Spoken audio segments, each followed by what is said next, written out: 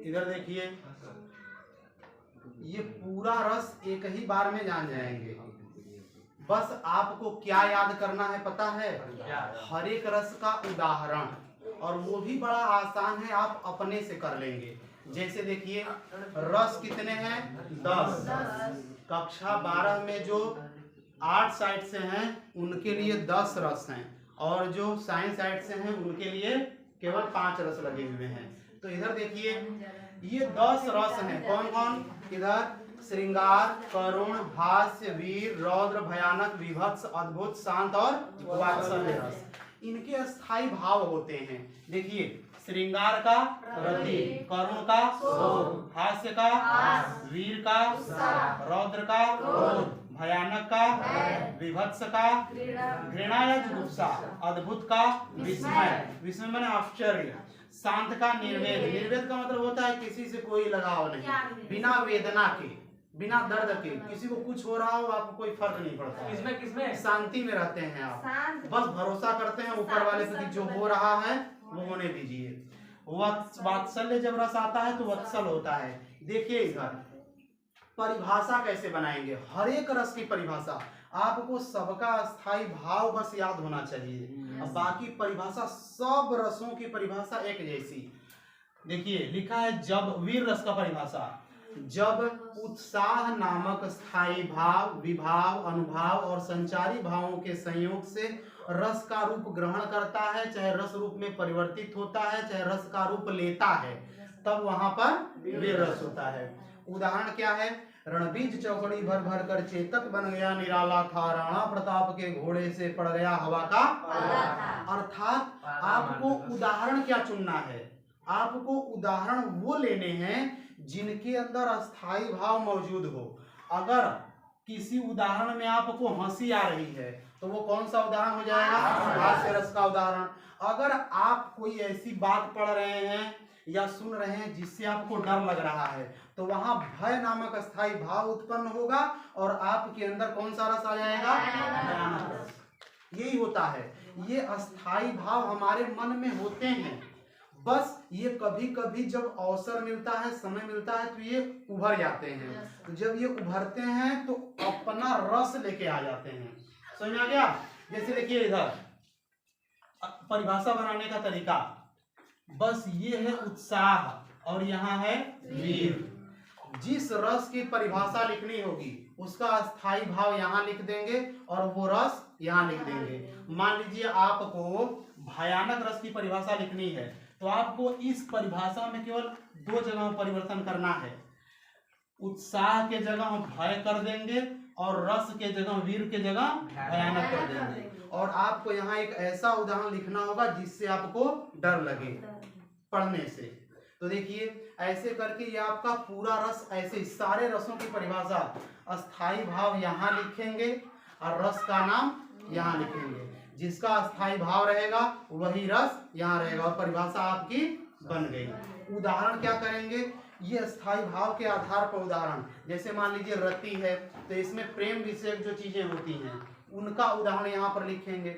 शोक में जाएंगे तो कोई ऐसी बात जिससे सुन करके रोना आ जाए। इसका बड़ा एक प्रसिद्ध उदाहरण है, वो है राम जी का कि हे खग मृग हे मधुकर श्रेणी तुम देखी सीता में वेणी। उसमें श्री राम जी शोक कर रहे हैं, विलाप कर रहे हैं, तो ये करुण रस हो गया। हास्य रस में चले जाइए तो हास्य रस में कोई अच्छा सा उदाहरण जो आपको हंसी आ जाए। जैसे एक उदाहरण में बताता रहता हूँ कि धूमधाम से जाती है जब बारात किसी की सज धज कर, मन करता धक्का दे दूल्हे को जा बैठूं घोड़े पर। ये अच्छा उदाहरण है हास्य रस के लिए। इसके बाद देखिए वीर रस, उत्साह में जब जाएंगे, ऐसी चीजें जिसको पढ़ करके आपके अंदर उत्साह आ जाए तो वो क्या कहलाता है? वीर रस चला जाएगा। क्रोध में ऐसी बात जो क्रोध के अंदर जाकर क्रोध के वशीभूत होकर के कही गई हो वो चला जाएगा क्रोध में। भय वाले में ऐसा उदाहरण, ऐसी कविता जिसको पढ़कर आपको भय लगे। जुगुप्सा जिसमें घृणा हो। विस्मय आश्चर्यचकित हो जाए, जिस उदाहरण में आश्चर्य आपको लगे तो वो अद्भुत हो जाएगा। निर्वेद में आपको कोई भी भजन लिख देना है 2 लाइन का, जैसे आप कोई प्रार्थना करते हैं ना वो लिख देंगे, वो निर्वेद में चला जाएगा। वात्सल्य रस में जाएंगे तो वात्सल्य रस में सूरदास या रसखान जी की पंक्तियां जो भगवान श्री कृष्ण और उनकी माँ यशोदा, भगवान श्री कहते हैं ना कि मैया मैं नहीं माखन खायो, ये वाला उदाहरण भी आप लिख सकते हैं। फिर ये भी उदाहरण लिख सकते हैं कि यशोदा हरि पालने झूलावे, हलरावे दुलरावे मलरावे जोई सोई कुछ गावे, मेरे लाल को आव रे निंदरिया काहे ना आव सुआवे। अर्थात माँ बेटे के बीच, बाप बेटे के बीच, भाई बहन के बीच जो प्रेम होता है उसे हम क्या कहते हैं? वात्सल्य। समझ में आ गया? तो ये किस प्रकार ये 200 रस की परिभाषाएं इसके आधार पर बनाएंगे। यहाँ स्थायी भाव रखेंगे और वहां वही वाला रस रख देंगे। और परिभाषा आपकी विद्या में दिया हुआ है, वो परिभाषा केवल आपको याद रखना है। ठीक, इस प्रकार आपका यह रस भी क्या श्रृंगार रस में अगर कोई आपको उदाहरण लिखना है तो एक उदाहरण बिहारी लाल का है, एक दोहा कि कहत नटत रीझत खिझत मिलत खिलत लजियात, भरे भवन में करत है नैनन ही सब बात। ये उदाहरण आप लिख सकते हैं। कहत नटत रीझत खिझत मिलत खिलत लजियात, भरे भवन में करत है नैनन ही सब बात। ये अच्छा सा उदाहरण, या फिर अपनी पुस्तक में देख लीजिए कोई उदाहरण होगा वो आप लिख देंगे।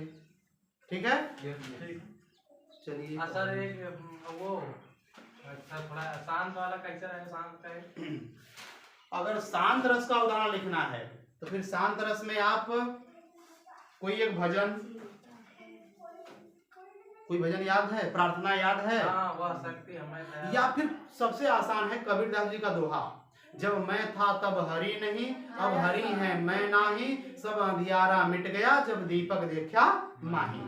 ये लिख देंगे। ठीक है, सबसे आसान उदाहरण।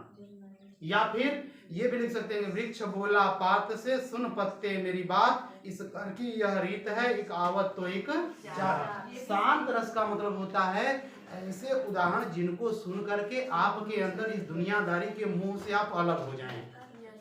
क्या होता है? हाँ, शांत रस। हमको याद है। ठीक है, तो ये आपका रस समाप्त हो गया। मिलते हैं अगले वीडियो में, तब तक के लिए।